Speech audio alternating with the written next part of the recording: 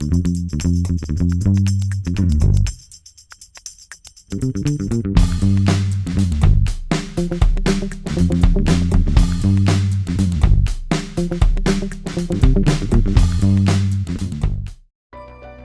smartphone seen through the genius of Einstein, getting rid of quantum weirdness. Our premise is that we have a new civilization based on these smartphones. If Einstein were investigating nature today, he would start with what he finds inside your smartphone.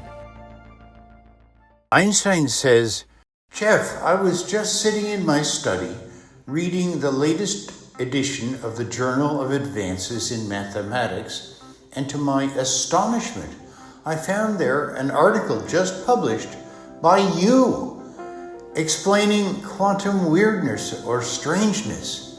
Now, quantum strangeness is something I've been troubled about for decades. Perhaps you could tell us what this article says. Is the quantum world as strange as they say? Well, if this were an unsolved mathematics question, we would try perhaps a new angle of attack.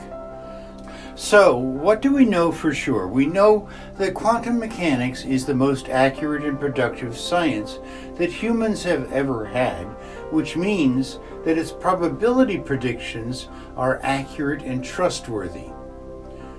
But every probability has two square roots, a plus and a minus square root, and either square root would produce the same probability predictions that are so accurate, according to the Born rule.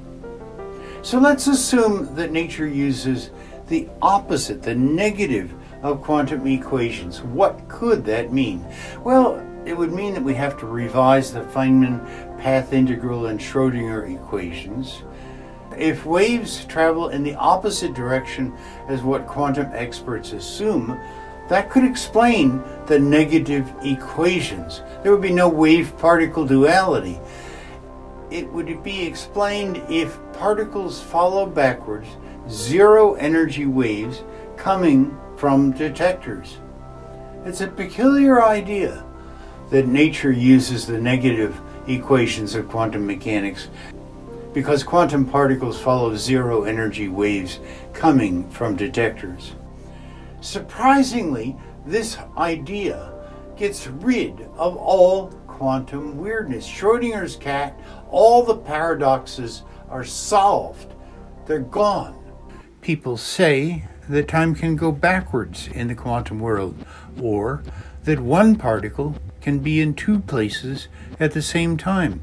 Neither of those ideas is true in the real world that we live in, and neither of them is true of the quantum world. Those ideas arise because of a mathematics mistake. Considerable experimental evidence fits this model, including a neutron interferometer experiment and the Davison-Germer experiment, a quantum eraser experiment, the Wheeler-Gedanken and double-slit experiments, the Bell test experiments and Stern-Gerlach experiment, and high-energy scattering experiments. All support this strange idea that nature uses the negative equations of quantum mechanics because particles follow zero-energy waves backwards. We're calling this peculiar idea the theory of elementary waves. Einstein says, "So after all these years of me worrying about the weirdness of the quantum world, you're telling me that it isn't weird, that it's just an illusion produced by a mathematics mistake?" When we look at the world every day, it's transparent. What we see through the real world is the quantum world. That's what everything is composed of. That's what's behind what we say is reality. We can see it right there. And it's not bizarre or weird. I mean, if it were weird, the real world would be weird in exactly that way. Now, the real world might be weird in many ways, but not in the way that people say the quantum world is weird. So you claim that although the probability predictions of quantum mechanics are absolutely accurate, every probability has two square roots, and nature uses the negative square root, the minus of the equations of quantum mechanics. And you say that is consistent with your idea that waves and particles in the quantum world travel in opposite directions, an idea that I never even thought about before. Yes! The reference, by the way, is given below. In this article, I derive the new wave equations for Feynman and Schrödinger that fit these backwards going waves, and I claim that this idea is supported by a mountain of experimental data which supports this idea better than it supports the idea of wave-particle duality.